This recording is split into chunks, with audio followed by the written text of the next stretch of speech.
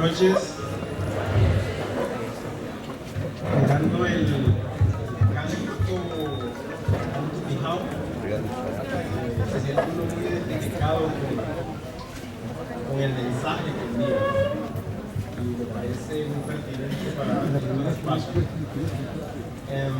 Si bien yo no soy tolimense, ya me siento casi tolimense. Yo llegué acá en el 2006 a hacer mi maestría, por eso soy egresado de la Universidad del Tolima también, de la maestría en Ciencias Biológicas, de la Facultad de Ciencias. Soy biólogo de la Universidad del Atlántico.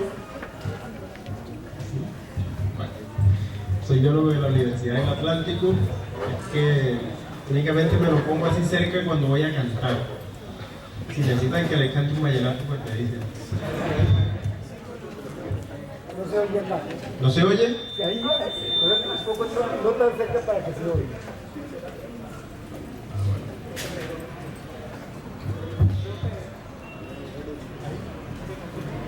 Bueno, les comentaba entonces que soy biólogo de formación de pregrado, hice una especialización en Brasil, en la Universidad Federal de Itaiubá, hice mi maestría acá en la Universidad del Tolima, mi doctorado lo hice a través del programa de becarios de la Universidad del Tolima, fui a estudiar a Brasil, a Minas Gerais, y finalmente pues obtuve una beca del gobierno francés para hacer mi estancia postdoctoral en la Universidad de Franco Condado en Francia, en la frontera con Suiza. Entonces hago saber todos estos apartes de mi formación, porque es que muchas veces se preguntarán quién es ese negro que habla allá enfrente. Entonces es bueno también saber qué se ha hecho, qué se piensa hacer, cuál es la experiencia de quien habla y cuál es la experiencia o las expectativas también que tiene para el futuro. Entonces, hoy les traigo esta charla particularmente porque trabajo en el área de ectotermos. Ustedes pueden leer en el título de la ponencia, particularmente ectotermos neotropicales, pero hay dos palabras que no sé si ustedes conozcan, o yo pienso que sí: ectotermos o ectotermo y neotropical. ¿Alguien sabe o las han escuchado en algún momento? ¿Qué es un animal ectotermo? Aquel animal que regula su temperatura corporal de acuerdo con los cambios del medio. Ecto, fuera, termo, temperatura. Entonces, me interesan particularmente estos animales, caso peces, anfibios, incluso reptiles, porque son indicadores o se pueden convertir en bioindicadores del estado de salud de los ecosistemas. Y son muy importantes al momento de evaluar la respuesta que pueden dar frente a las alteraciones del clima, alteraciones globales en este caso, y que impactan en mayor grado a los animales que están distribuidos en las zonas o altitudes del neotrópico. Y ahí está la otra palabra, neotrópico. ¿Qué es neotrópico? Neo, nuevo, trópico, trópico nuevo, ¿no? Entonces se refiere a la parte tropical del planeta, que se ubica en América. ¿Se acuerdan de aquella historia del nuevo continente y demás, cuando llegaron los saqueadores españoles? Bueno, entonces, el título de la ponencia es Ectotermos neotropicales y alteraciones ambientales, ontogenia, distribución geográfica y adaptación fenotípica. Ustedes dirán, ya viene el negro a hablar de cosas raras. Nada de eso. Son cosas que son fáciles de entender porque son fenómenos o procesos que se dan a diario. Incluso nosotros aquí estamos sintiendo algunos cambios del ambiente, particularmente este microambiente, y nuestro organismo da una respuesta a ese cambio que hay. Entonces, hay que diferenciar entre ectotermos, que ya lo definimos, y endotermos. ¿Qué serán animales endotermos? O organismos endotermos o endotérmicos. si aquellos son ecto que regulan su temperatura corporal con base en las variaciones ambientales, obviamente los endo regulan su temperatura a través de procesos endógenos o reacciones bioquímicas o metabólicas o a través de su maquinaria metabólica en términos generales.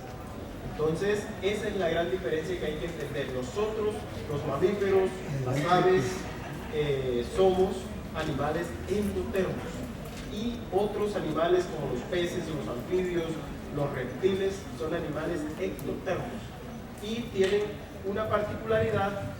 En el caso de los ectotermos es que normalmente regulan su temperatura corporal a través de patrones comportamentales o pueden dar también respuestas que pueden estar mediadas por algunas reacciones metabólicas pero no tan marcadas como en el caso de los endotermos. Entonces, aclarado esto, tenemos otras dos palabras o tres tal vez ahí en el título que de pronto pueden generar alguna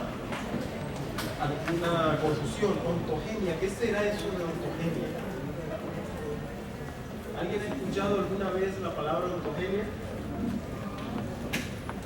Cuando un individuo o dos individuos logran hacer la fertilización del huevo, macho o hembra, se genera una serie de estadios que va de embrión, feto, posteriormente si se trata de personas, la niñez, la pubertad, la adolescencia, más allá, el adulto mayor, etc. Todos esos estadios hacen parte de la ontogenia del individuo, es decir, todos los periodos por los cuales pasa un animal, o incluso las plantas también se puede hablar de periodos ontogénicos, y que definen su historia natural. Y eso es importante conocerlo, y es importante conocer las respuestas de los animales en esos diferentes periodos por los cuales pasan a lo largo de su vida. Entonces, esto se refiere a ontogenia, distribución geográfica, creo que no necesita explicación. Adaptación fenotípica es un concepto que se está manejando hoy día en términos de termobiología y particularmente de los factores estresantes que hay o que se están dando en el planeta. Y se refiere básicamente a la capacidad adaptativa que tienen algunos individuos de poder responder o para poder responder a esas variaciones climáticas que se vienen dando. Entonces, es importante aclarar todos estos términos que hemos aclarado para poder entender algunas cosas de las que aquí vamos a tratar hoy. Entonces, hago parte, como decía mi compañero, de la Facultad de Medicina Veterinaria y Zootecnia, el profesor de tiempo completo ahí. Hago parte también de un grupo de investigación en Brasil, también un grupo de investigación en Francia, y en la universidad hago parte del grupo de estudio en reproducción de peces nativos que está adscrito al grupo de investigación en sistemas agroforestales pecuarios. Entonces, todo lo que tiene que ver con la parte del estudio de la termofisiología o de la ecofisiología de peces y anfibios me interesa.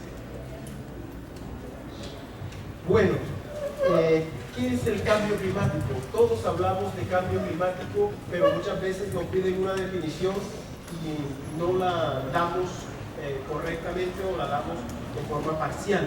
Entonces aquí tenemos una definición de cambio climático. Entonces es el cambio en el clima a través del tiempo, ya sea producto de la variabilidad natural o como resultado de la actividad humana. Entonces aquí cabe preguntarse si el cambio climático sucede naturalmente o es únicamente generado por las acciones antrópicas. Las dos, sin duda. Y de hecho, ahí está la definición y está soportado por estudios científicos. Hace algunos años, 5 o más 7 años, en la revista Nature, una de las revistas de más alto impacto en el mundo, se publicó un artículo donde se planteaba eso precisamente, que el cambio climático en la Tierra obedece a factores naturales, a factores cíclicos. Es decir, que muchas veces en determinados periodos, hablando en periodos geológicos obviamente, en cientos o en miles de años, se da un pico en la temperatura ambiental y otras veces se disminuye esa temperatura media del planeta, que es cuando ocurren las glaciaciones. Ya desde primaria nos están hablando de glaciaciones y de periodos glaciares y demás, hasta películas en dibujos animados tenemos la era de hielo, ¿no? Entonces, creo que lo hemos documentado suficientemente. Entonces, ¿cómo se produce ese cambio climático? Que se produce inicialmente a través del efecto invernadero. Es quizás la base de este fenómeno. Y el efecto invernadero, todos o en la gran mayoría lo asociamos a eventos de alteraciones climáticas, a eventos catastróficos muchas veces, especialmente cuando en las noticias nos hablan de la mortalidad de peces en la Ciénaga Grande de Santa Marta, por ejemplo, o en cualquiera de los otros humedales que existen en el país o en el mundo, y decimos, no, es por el cambio climático. ¿Sí o no? Pero resulta que ese cambio climático muchas veces es acentuado por la actividad humana. Y ahí es donde viene el problema. Porque el efecto invernadero, como base de ese calentamiento global que hace parte del cambio climático, se debe a un fenómeno natural. Y de hecho, si no existiera o si no se diera el efecto invernadero, nuestro planeta se enfriaría.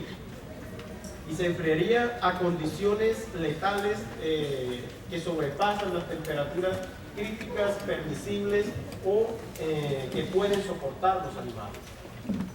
Más adelante vamos a hablar de esas temperaturas críticas. Entonces, todos sabemos cuando ponemos un invernadero qué sucede, ¿no? La temperatura en el interior disminuye, ¿sí o no? ¿Ah? Ojo, ¿disminuye o aumenta? Aumenta, claro. Yo pensé que me iban a tirar tomates cuando dije eso, ¿no? De que disminuye. Entonces, ¿cuál sería el plástico en el caso del planeta que retiene la radiación o la temperatura en el interior? ¿Cuál? Ojo, la capa de ozono tiene otra función marcada.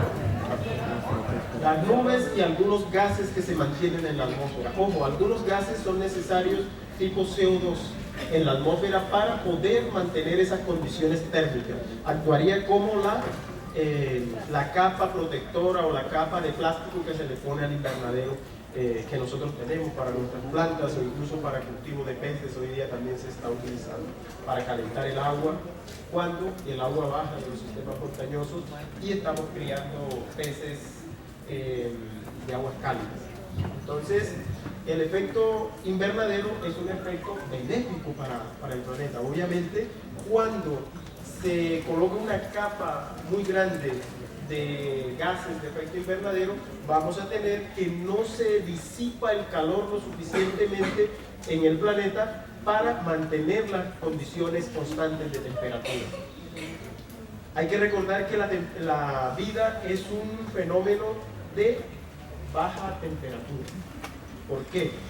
Porque normalmente nos movemos desde temperaturas cercanas a los 0 grados hasta 40, 42. Los organismos vivos en general en el planeta. Claro, hay excepciones porque hay organismos termófilos o extremófilos que pueden soportar temperaturas muy altas o temperaturas muy bajas también. Pero en términos generales, o la regla general, es que la vida es un fenómeno de bajas temperaturas. Y siempre que hay alguna variación dentro del rango de temperatura óptimo de los organismos, vamos a tener problemas. El caso nuestro, ¿no? A pesar de que tenemos la capacidad de termorregular vía reacción metabólica o vía reacciones bioquímicas internas, tenemos un espacio para un rango de temperatura óptimo relativamente corto. ¿Cuál es la temperatura corporal nuestra? ¿Ah? Ojo, una temperatura corporal de 35 ya puede representar un peligro en cuanto a la baja temperatura corporal para el animal. De hecho, tenemos en nuestro organismo un termostato natural, y el termostato natural nuestro es el hipotálamo. Y el hipotálamo tiene el tamaño de la cabeza de un alfiler, pero para mí, desde el punto de vista fisiológico, es la glándula maestra, aunque en los libros y en muchas charlas se diga que es la hipófisis realmente quien dirige las reacciones metabólicas y las condiciones estables del organismo, es el hipotálamo. Y es una estructura que tiene un componente nervioso y también tiene un componente de glándula endocrina, es decir, que puede haber unas secreciones específicas que pueden ayudar al proceso de mantenimiento de la temperatura corporal en este caso en concreto. Entonces, el efecto invernadero va a tener un impacto en la fisiología de todos los organismos, y eso es importantísimo, tanto para mantenerlo como cuando haya alteraciones de la temperatura global. Otro aspecto importante que genera ese cambio climático es los gases de efecto invernadero que los mencionaba, que ya todos los conocemos, ¿sí o no? ¿Cuáles son esos gases? ¿Ah? CO2, sí. Metano, el vapor de agua puede actuar en un momento dado. Sí, los fluorocarbonados también. Entonces, todos esos gases pueden hacer que la capa envolvente, la capa de gases, se vuelva más densa y por lo tanto se disipe menos el calor en el planeta, y obviamente eso tiene un impacto en los ecosistemas y particularmente en los organismos que son estenotérmicos, es decir, animales que tienen un rango muy corto de temperatura, un rango óptimo muy corto de temperatura, y por lo tanto son animales que están más expuestos y son más susceptibles de morir en unos eventos agudos de los cambios ambientales globales. Otro aspecto importante son los cambios en el uso del suelo. Siempre pongo de relieve un hecho que fue publicado en el año 2004 en el libro rojo, o en uno de los libros rojos publicados en el país, el libro rojo de los anfibios, donde se señala que el 90% de la capa vegetal de los Andes colombianos ha sido arrasada para darle paso a actividades de industrias agropecuarias. Entonces, y aquí en el departamento del Tolima no es la excepción. ¿Quién es de Anaime? Yo estuve en Anaime en el año 2008 y también por los lados del Machín, haciendo un estudio particularmente en ectotermos, en anfibios, y estuve en Anaime, y en Anaime pude observar una cosa que impacta a cualquiera, y es la mortalidad de una especie de rana que se llama Osornofrine percrasa, es un sapo, una ranita negra. Aquí uno, para decir sapo, yo que vengo de la costa a veces me cuesta porque muchas veces es tomado por otro camino y no quiero eso en este escenario, ¿no? Entonces me he metido en problemas cuando he estado estudiando los anfibios y diferencio entre ranas y sapos, y muchas personas o algunas personas piensan que estoy hablando de otra cosa.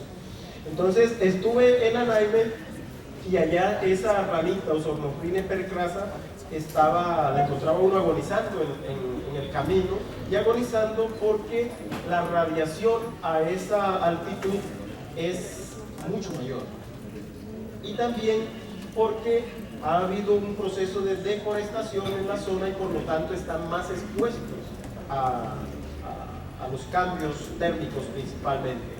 No sé cuál es el estado actual de las poblaciones de esa rana, pero evidentemente desde el año 2004 hasta la fecha, 10 años y poco, habría que evaluar cómo están esas poblaciones. No sé si han subido hasta los 4.000 y pico de metros por esa zona, la persona que es de Anaime, se ha subido hasta el páramo. Entonces, no sé si han escuchado hablar de la rana.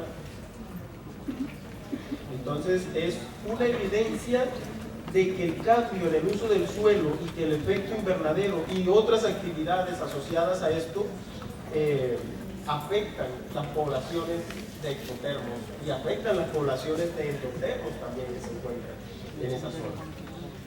Otros, como cuáles, tenemos la actividad diaria nuestra. Alguien en la conferencia anterior o en el grupo anterior mencionaba que si nos hemos puesto a pensar cuánto cuesta desde el punto de vista ambiental ponerme esta camiseta o vestirnos. ¿Cuánto cuesta desde el punto de vista ambiental? ¿Cuántos litros de agua se gastan en producir una camisa? En producir un calzoncillo que es más pequeño. Yo a veces no me pongo calzoncillo. ¿No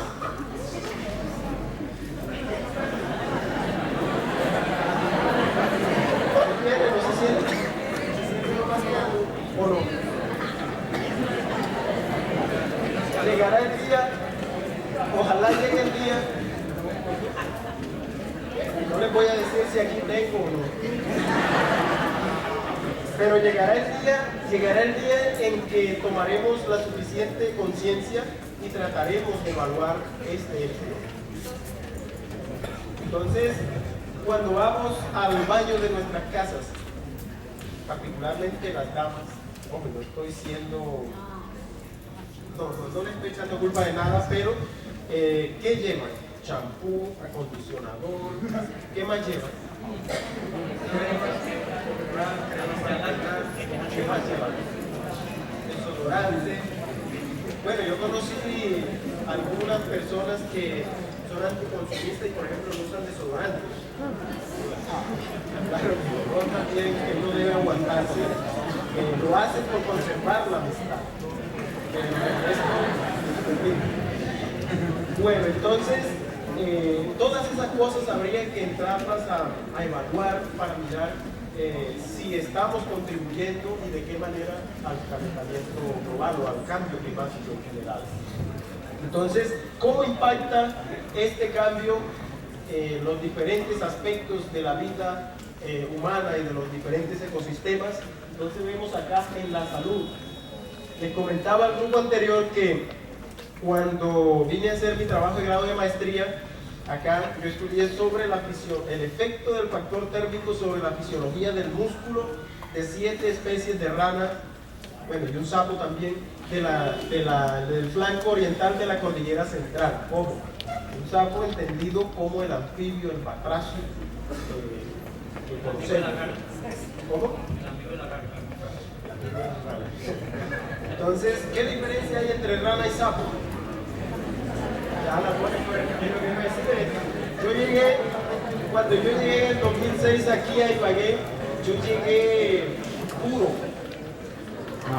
Llegué con un alma angelical. Y aquí empecé a mirar otras cosas. Me sucedió más o menos como lo de Adán y Eva. Bueno, entonces, les mencionaba que cuando llegué acá en el 2006 y dije que iba a estudiar la ecofisiología del músculo de 7 especies de rana, vamos a decir 7 especies de rana. Entonces me dijeron en la casa, oiga, ¿y usted de qué va a vivir? ¿A quién le importa estudiar la contracción muscular o cómo afecta la temperatura, la contracción muscular o el desempeño locomotor de 7 especies de rana?